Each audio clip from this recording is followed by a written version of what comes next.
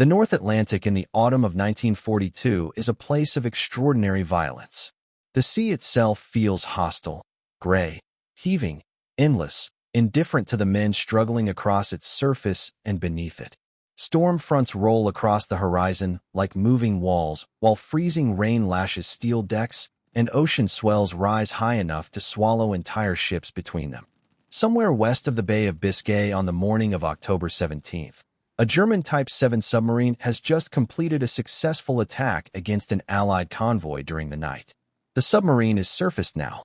Its diesel engines rumble steadily while batteries recharge in the pale dawn light. Crewmen move across the wet deck exhausted but confident. The nearest Allied escort vessel is believed to be miles away. The sky appears empty, or so they think. Then someone aboard the conning tower hears it. A deep mechanical rumble rolling across the water from the southwest. At first it blends almost naturally with the sound of wind and ocean, but within seconds the noise grows unmistakable, for engines approaching fast over open sea. The crew raises binoculars toward the horizon, and suddenly they see it. The aircraft emerging through the low Atlantic cloud looks enormous. Far too large. Its wings stretch nearly 35 meters from tip to tip, while the massive hull rides high above the water like some strange hybrid between an airplane and an ocean vessel. To German submariners accustomed to smaller patrol aircraft, the machine appears almost absurdly oversized for combat. But what terrifies them most in those final seconds before the dive alarm sounds is not the size of the aircraft descending toward them. It is the guns. Guns in the nose. Guns in the dorsal turret. Guns mounted along the fuselage. Guns in the tail. Machine guns seeming to point from every direction at once. One German survivor would later describe the aircraft to Allied interrogators using a nickname already spreading through the submarine fleet with equal parts fear and reluctant admiration. The Flying Porcupine.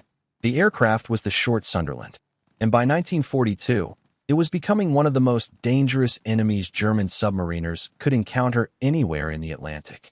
To understand why the Sunderland mattered so much, you first need to understand the scale of the crisis Britain faced before the war even began. No major power on Earth depended more completely on maritime trade than Britain during the 1930s. Food, fuel, raw materials, industrial supplies, everything arrived by sea. Before the war, roughly 55 million tons of cargo passed annually through British ports. If those sea lanes were severed, Britain would not merely weaken economically. It would starve. British military planners understood this perfectly. So did German strategists. And the memory haunting both sides remained the same. The First World War. During 1917, German submarines had come dangerously close to strangling Britain entirely through unrestricted submarine warfare. Merchant shipping losses reached catastrophic levels before convoy systems and expanded anti-submarine measures gradually restored control. The lesson remained burned deeply into British strategic thinking afterward. If another war came, Germany would attack Atlantic shipping again, and Britain needed a way to stop it. The problem was scale. The Atlantic Ocean is unimaginably vast. Destroyers and escort ships could protect convoys directly, but they could not patrol enormous stretches of open water continuously. Submarines exploited those gaps mercilessly. What Britain needed was an aircraft capable of flying far out over the Atlantic, remaining airborne for extraordinarily long periods, finding submarines hundreds of miles from land, and destroying them without support. The difficulty was that no such aircraft really existed in 1930. The flying boats then serving with the RAF, aircraft like the Supermarine Southampton and the Blackburn Iris, were suitable mainly for coastal patrol work. Their range was insufficient, their endurance limited, their weapons load modest. They could patrol near shorelines effectively enough, but they lacked the ability to dominate the enormous oceanic spaces submarine warfare required. British air planners understood immediately that incremental improvements would not solve the problem. What they needed was something fundamentally different. A true long-range maritime patrol aircraft. An airplane capable of remaining aloft for 10 or 12 hours at a stretch while carrying bombs, depth charges, radios, navigation equipment, defensive weapons, and the crew necessary to operate all of it over open ocean. To many engineers in the early 1930s, the requirements sounded almost impossible. In 1933, the Air Ministry issued Specification R, 2/33, essentially a demand for the largest and most capable flying boat Britain had ever attempted to build. Several manufacturers examined the requirements and declined immediately. The technical challenges appeared overwhelming. An aircraft that large would require extraordinary structural strength to survive repeated water landings in rough seas. Saltwater corrosion threatened every exposed component continuously. The hull needed to function simultaneously as an airplane fuselage and a seaworthy vessel. And despite all of that weight, the aircraft still needed enough range and endurance to patrol the Atlantic effectively. The company that accepted the challenge was Short Brothers, and they understood flying boats better than almost anyone alive. Short Brothers possessed decades of experience designing large maritime aircraft. Their engineers understood the brutal realities of operating airplanes from open water, how hulls slammed against waves during landing, how spray damaged engines, how hydrodynamic balance affected takeoff performance. Their chief designer, Arthur Gouge, approached the Air Ministry specification using knowledge accumulated through years of flying boat development. The design that emerged borrowed heavily from the company's civilian Empire-class flying boats already under construction for Imperial Airways. That connection was deliberate. The military and civilian aircraft shared major structural components, wing designs, and manufacturing processes. Using common tooling reduced costs and accelerated production at a time when Britain increasingly feared war was approaching. But while the Sunderland shared ancestry with civilian flying boats, its militarization became extensive. The aircraft entering RAF service in 1938 was immense. Powered by 4 Bristol Pegasus radial engines mounted high above the fuselage to keep them clear of ocean spray, the Sunderland possessed a wingspan larger than many contemporary bombers. Fully loaded, it weighed roughly 26 tons. Yet despite its size, the aircraft could lift itself from sheltered water and remain airborne for approximately 13 hours during long-range patrol operations. Its operational range exceeded 4,800 kilometers. That endurance changed everything. Suddenly, areas of ocean previously unreachable by Allied aircraft became searchable.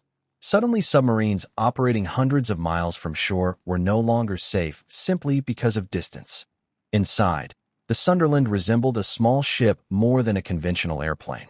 The upper deck housed the flight crew. 2 pilots sat side by side before a broad instrument panel, while a navigator worked behind them at a chart table surrounded by maps, compasses, and radio equipment. A wireless operator maintained communications, while a flight engineer monitored engine performance throughout the patrol. The lower deck contained bunks, a galley, storage compartments, and the bomb bay carrying depth charges and anti-submarine weapons. Crewmen could move through the aircraft during flight almost like sailors moving through compartments aboard a naval vessel. And because patrols often lasted more than 12 hours over freezing ocean, that livability mattered enormously. The Sunderland was not simply an aircraft. It was a flying warship designed specifically for one purpose: to hunt submarines across the Atlantic until nowhere remained safe for them to surface. The Sunderland's greatest strength was not speed. It was endurance. A fighter aircraft might remain airborne for 1 or 2 hours before fuel became critical. Even medium bombers of the period operated under severe range limitations, once carrying full payloads. The short Sunderland lived in the air. 13-hour patrols became routine. Crews departed before dawn, climbed slowly out over the Atlantic, and then spent entire days searching an ocean so vast and empty that most patrols passed without seeing another ship at all. Hour after hour, the Sunderland droned across gray water beneath low cloud, while crewmen scanned constantly through binoculars for anything unnatural. A periscope wake, a patch of oil, a surfaced submarine, the brief white trace of foam where none should exist. That was the reality of maritime patrol warfare. Long periods of crushing monotony interrupted suddenly by moments of terrifying violence. The Sunderland's armament evolved rapidly as the war intensified. Early production aircraft entering RAF service before the war carried relatively modest defensive weapons by later standards. A few 303 machine guns mounted in simple positions seemed adequate for patrol work during the late 1930s, when planners still imagined flying boats operating primarily against submarines lacking meaningful air support. Reality destroyed those assumptions quickly. As the Luftwaffe expanded operations across occupied France, German fighters increasingly protected submarine transit routes through the Bay of Biscay. Aircraft such as the Junkers Ju-88 began intercepting Allied patrol aircraft regularly. The Sunderland suddenly required not merely endurance, but survivability, and the RAF responded aggressively. By the time later Sunderland variants entered service, the aircraft bristled with defensive weapons. Powered turrets mounted multiple Browning machine guns in the nose and tail. Additional guns appeared along the fuselage in waist positions, while some aircraft received heavier 50 caliber weapons forward. A late-war Sunderland could bring astonishing firepower to bear for something originally designed as a patrol aircraft. German crews encountering one head-on sometimes found themselves facing as many as 16 machine guns firing simultaneously. The effect shocked them. Many Luftwaffe pilots initially assumed the Sunderland would behave like earlier flying boats, large, vulnerable, easy prey once intercepted. Instead, they discovered an aircraft capable of defending itself with startling ferocity. That realization spread quickly through the German submarine fleet. The Flying Porcupine. The nickname fit perfectly. There is something strangely appropriate about the image. A porcupine is not a predator. It does not hunt through speed or elegance. It survives through endurance and by punishing anything reckless enough to attack it carelessly.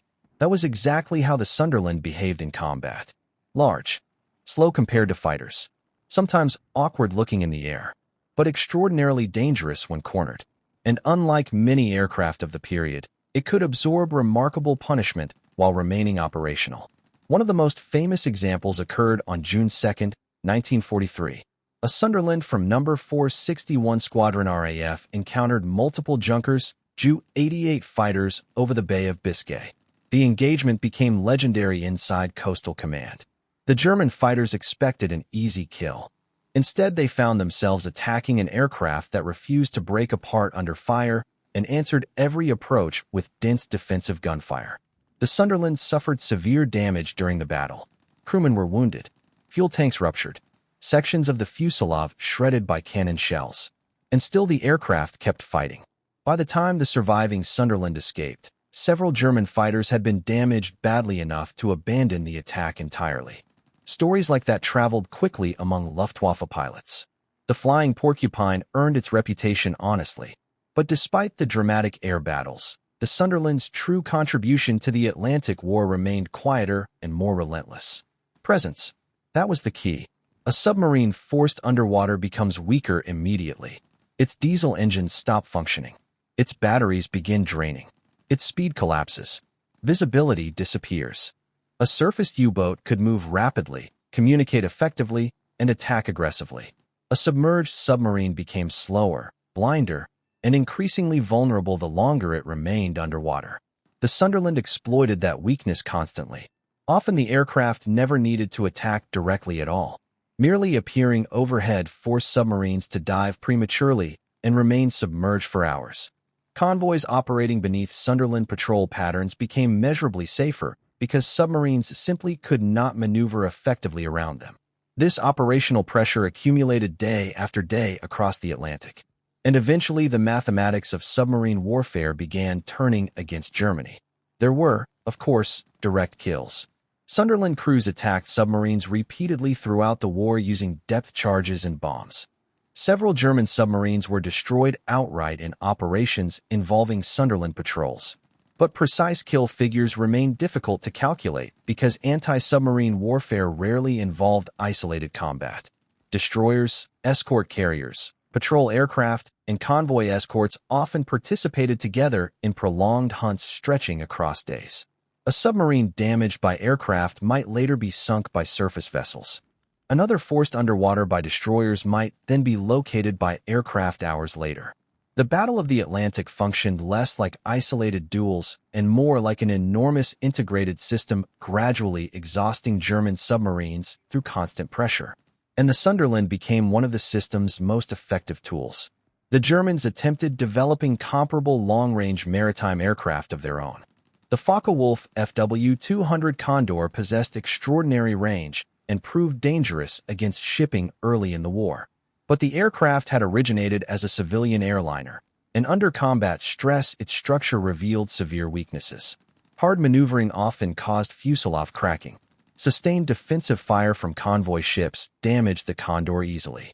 The aircraft never achieved the durability required for prolonged maritime warfare under hostile conditions.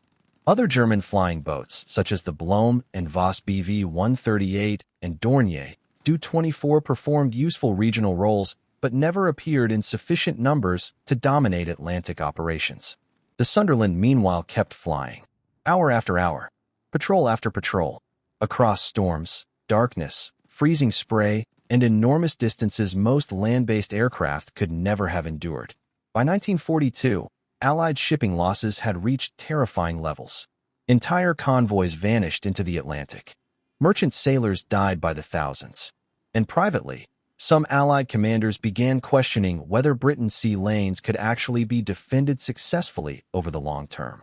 But even during those darkest months, the Sunderland was already out there over the ocean, already searching, already forcing submarines underwater, already changing the operational environment of the Atlantic War one patrol at a time.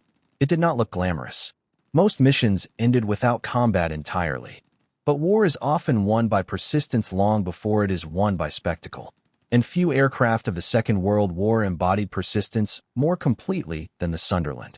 The Americans approached the Atlantic War using a somewhat different philosophy of maritime patrol aviation. Where the British short Sunderland emphasized survivability, heavy defensive firepower, and long-duration patrol capability, the United States relied heavily on the PBY Catalina. The Catalina lacked the Sunderland's sheer toughness. It cruised more slowly, carried lighter defensive armament, and could not absorb punishment in combat the way the Sunderland often could. But it possessed one extraordinary advantage: range, immense range. The Catalina could patrol astonishing distances from base, reaching sectors of the Atlantic that had once existed almost entirely beyond Allied air cover. During the early years of the war, one of the most dangerous regions in the entire ocean became known simply as the Atlantic Gap, a vast stretch of water beyond the protection of land-based patrol aircraft where German submarines hunted convoys with near impunity. Inside that gap, merchant sailors often felt abandoned. And German submarine commanders understood exactly how vulnerable those convoys remained once aircraft coverage disappeared beyond the horizon. The Catalina helped close the gap. The Sunderland helped defend it. Together, the two aircraft became complementary halves of the Allied anti-submarine air campaign. The Catalina was the marathon runner. The Sunderland was the bruiser. A late-war short Sunderland carried enough defensive armament to shock German crews encountering it for the first time. Multiple powered turrets, beam guns mounted along the fuselage, and concentrated forward-firing weapons transformed what initially appeared to be a lumbering patrol aircraft into something unexpectedly dangerous. German submariners learned quickly that attacking a Sunderland casually could become a fatal mistake. And Luftwaffe fighter pilots discovered the same thing. The nickname, Flying Porcupine, spread gradually through the German submarine fleet, not because of propaganda, but because surviving crews kept repeating the same stories. The aircraft refused to die easily. A surfaced submarine commander spotting a Sunderland on the horizon faced an immediate crisis. Remained surfaced long enough to fight with anti-aircraft guns and risk devastating attack from above. Or dive immediately and abandon the surface position before batteries fully recharged. Neither option felt safe anymore. That uncertainty mattered enormously. Because submarine warfare depended heavily on confidence. Confidence in timing. Confidence in surprise. Confidence that surfaced boats operating far from Allied warships could move relatively freely across the Atlantic. The Sunderland steadily eroded that confidence patrol by patrol. Its greatest contribution to the Battle of the Atlantic was not necessarily the submarines it destroyed directly, though those sinkings absolutely mattered. Its deeper contribution was operational pressure. A submarine forced underwater immediately became weaker. Its diesel engines shut down. Its batteries began draining. Its speed collapsed dramatically. Visibility became almost non-existent. A surfaced U-boat could reposition rapidly, communicate effectively, and attack aggressively. A submerged submarine became slow, blind, and increasingly vulnerable the longer it remained underwater. The Sunderland exploited that weakness constantly. Often the aircraft never needed to attack at all. Simply appearing overhead forced submarines to dive prematurely and remain submerged for hours while Allied convoys passed safely beyond reach. That pressure accumulated day after day across the Atlantic until eventually the mathematics of submarine warfare began turning decisively against Germany. By 1943, the Battle of the Atlantic had entered a fundamentally different phase. Earlier in the war, German submarines had hunted with terrifying effectiveness. Entire convoys disappeared beneath the ocean while Allied losses climbed to catastrophic levels. But gradually, the Allied anti-submarine system became overwhelming. Convoy organization improved dramatically. Escort ships equipped with centimetric radar could locate submarines far more effectively than earlier generations of detection equipment allowed. Escort carriers extended fighter and patrol coverage deeper into the Atlantic, and long-range patrol aircraft like the Sunderland and the consolidated B-24 Liberator closed enormous regions of ocean previously considered safe by German commanders. The balance shifted slowly at first, then all at once. By 1943, Germany was losing submarines faster than experienced crews could be replaced, and trained crews mattered far more than steel hulls. A submarine could be built in months. An effective submarine commander required years. The Sunderland's influence did not end with the war itself. The principles behind the aircraft, long-range maritime patrol, anti-submarine warfare conducted far from land bases, endurance over open ocean, became foundational concepts shaping maritime aviation for decades afterward. The Avro Shackleton inherited much of the Sunderland's operational philosophy and remained in RAF service until 1991. Later aircraft such as the Lockheed P-3 Orion and today's Boeing P-8 Poseidon continue performing fundamentally similar missions using technologies Sunderland crews could scarcely have imagined. Sonobuoys, magnetic anomaly detectors, satellite navigation, digital acoustic tracking systems. But strategically, the mission remains remarkably familiar. Find submarines before they find the convoy. Protect the sea lanes. Keep the Atlantic open. Several Sunderlands survived the war. A handful remain preserved today in museums and restoration collections, the most famous displayed at the Royal Air Force Museum, London. Standing beneath its enormous wing today feels almost disorienting. The aircraft appears impossibly large for something capable of lifting itself from open water and remaining airborne for 13 hours over the North Atlantic. Its hull resembles a ship more than an airplane. Its proportions seem awkward at first glance. And yet the Sunderland worked extraordinarily well at the exact task it had been built to perform. That practicality mattered far more than elegance. Return now one final time to that October morning west of the Bay of Biscay. The German submarine crew scrambles desperately toward the hatch. The dive alarm echoes through steel compartments below deck. Boots hammer against metal ladders while seawater crashes over the hull. And descending from the gray Atlantic sky comes the enormous shape of the short Sunderland. The German sailors were right to fear it, and they were right to call it the Flying Porcupine, because the nickname captured something deeper than simple armament. A porcupine is not a predator. It does not hunt through elegance or speed. It survives through endurance and punishes anything reckless enough to attack it carelessly. That was the Sunderland. It did not resemble a conventional weapon of war. In certain light, it almost looked peaceful, more like a civilian ocean liner fitted with wings than a combat aircraft. But beneath that appearance existed a machine designed specifically for one of the most important strategic tasks of the Second World War. It could remain airborne for 13 hours over freezing ocean. It could absorb punishment. It could fight back ferociously. And it could search enormous regions of empty sea where submarines once believed themselves untouchable. At the lowest point of the Battle of the Atlantic in 1942, when Allied shipping losses approached 700,000 tons per month, and some commanders privately questioned whether Britain's sea routes could survive at all, the Sunderland was already out there. Already flying. Already searching. Hour after hour above the gray Atlantic. And when it found what it was searching for, it was ready. That in the end was what the nickname truly meant. Not a joke. Not a curiosity. A warning. The Flying Porcupine had arrived. And slowly, relentlessly, the Atlantic was no longer safe for the hunters beneath the waves.